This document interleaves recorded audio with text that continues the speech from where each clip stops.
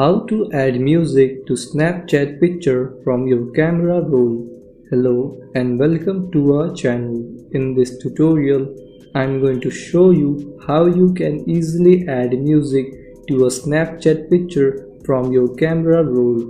So please watch till the end to properly understand the tutorial. And if you find this video useful, please give it a thumbs up and subscribe to be notified when we upload new videos. So without any further ado, let's get started. Open the Snapchat app, then tap here, then tap on the camera roll. Select the picture you want, then tap on this pencil option. Here on the right side you will see the option to add music. Tap on it. Select the music you want to add and tap on next. Adjust what part of the music you want and tap on check. Then tap on send to share it with your Snapchat friends. So this is how you can add music to Snapchat pictures from the camera roll.